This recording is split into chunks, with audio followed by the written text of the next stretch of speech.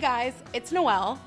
Over the course of my Plan With Me series, I've been showing you everything you could possibly want to know about bullet journaling, including some super fun ways to set up your monthly spreads. But up until now, I've been showing you some pretty general themes for your monthlies, like flowers and space and light bulbs, all very general doodly things.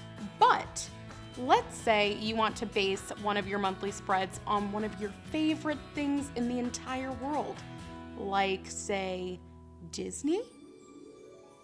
When you wish upon a star.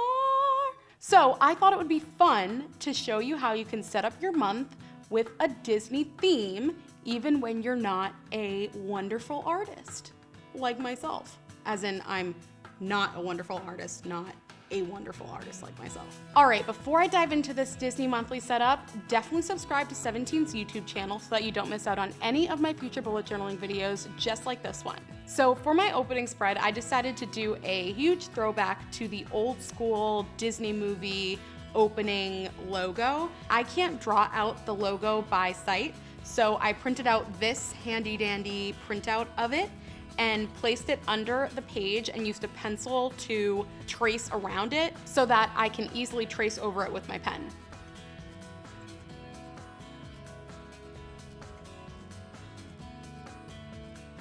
After I traced over my pencil marks with my pen, I colored in the whole thing blue, just like it is on your TV screen.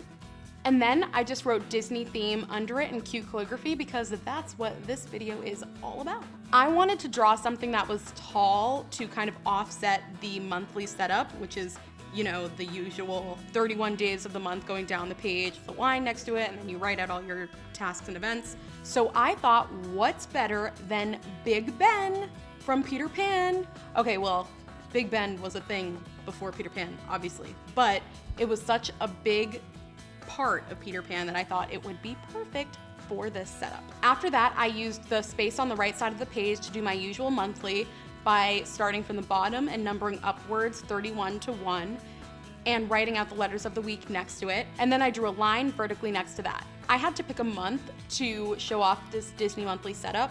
So I decided that since Walt Disney was born on December 5th, 1901, I decided to use December as the month for this setup.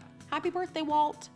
And then to incorporate a little bit more Peter Pan, because it's not Peter Pan unless you have Peter Pan in it, obviously, I decided to draw the moon and also draw little silhouettes of Peter Pan and Wendy in the moon, and then color in the negative space with black. And then I colored in Wendy's dress blue and Peter's outfit green, and then it kind of looks like Peter and Wendy are flying across the sky next to the Big Ben, just like the movie. On the right side, I laid out my goals, tasks, and notes sections in a zigzag pattern. Then to add a pop of Disney, I scoured the internet for some doodles that I could recreate, and I found these awesome kind of deconstructed Disney princess doodles that are just simple lines by Prince Kiddo on DeviantArt. So I recreated Princess Charlotte from Princess and the Frog in the top right corner. Next, I went on to my habit tracker. I started out by writing habit tracker in calligraphy across the top of the page for my title, and then I turned it into a gradient by coloring in different shades of blue throughout the calligraphy. To make it pop, I outlined it in black. Then I started my actual tracker the same way that I usually do. I numbered the days of the month starting from 31 and going in descending order from right to left. Then I listed out the first letter of the days of the week under that. Then I created my graph. And then on the left side, I wrote down the things that I want to track throughout the month. Then I like merging my sleep tracker with my habit tracker. So under the habit tracker, I created a horizontal line and then numbered the rest of the rows starting from the bottom from 1 to 12 to represent the amount of hours that I could sleep in the night. And then throughout the month, I can just represent how many hours that I slept in the night with a blue line. After I banged up my habit tracker, I decided that for this theme, a fun collection would be to create a list of the Disney princess movies that you've seen / haven't seen to keep track. So to do this, I wrote out Disney princess movies across the top of the page in swirly calligraphy, and then drew a line across it in blue. Since there are 24 Disney princess movies to date, including the live action ones, I created 24 checkboxes in 2 columns. Then I wrote out all the Disney princess movies, from Snow White and the Seven Dwarfs, which came out in 1937, to Frozen 2, which will soon come out in 2019, which actually isn't soon at all. It feels like a million years away. Disney, come on. After that, I decided I wanted to work in a classic Disney quote, and I feel like one of the most encouraging classic Disney quotes is from Peter Pan, when Peter says, "All it takes is faith, trust, and a little bit of pixie dust." So to make that look pretty on the page, I wrote out the quote in all different lettering styles and sizes, and then colored in some of them blue and then highlighted some yellow. And I think this turned out really sweet, and I feel like looking at it, if you're having a bad day, you'll look at it and you'll be like, all I need is a little faith, trust, and pixie dust, and I can get through this, you know? Then we're on to the main event, the weekly spread. I decided to do a 1-page weekly spread where everything is laid out from the start. The first thing that I did was create 2 lines about 7 spaces wide. Then I wrote out the first letter of the days of the week across that row. Then I wrote out December in faux calligraphy across the top, and then I numbered the days of the month to create a mini calendar.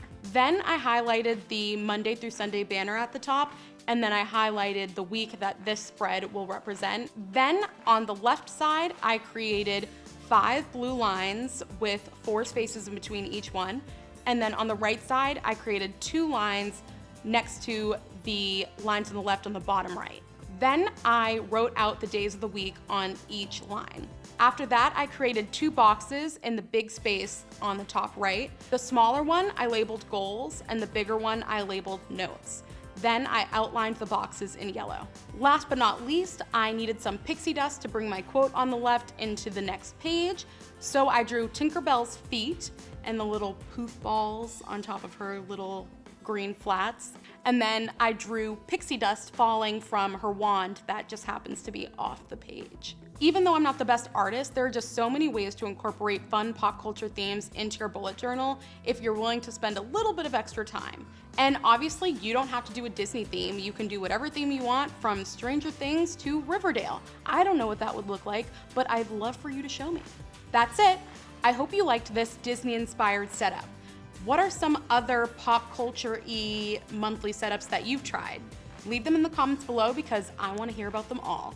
And definitely subscribe to 17's YouTube channel so that you don't miss out on any of my future bullet journaling tips, tricks, and hacks. See you soon!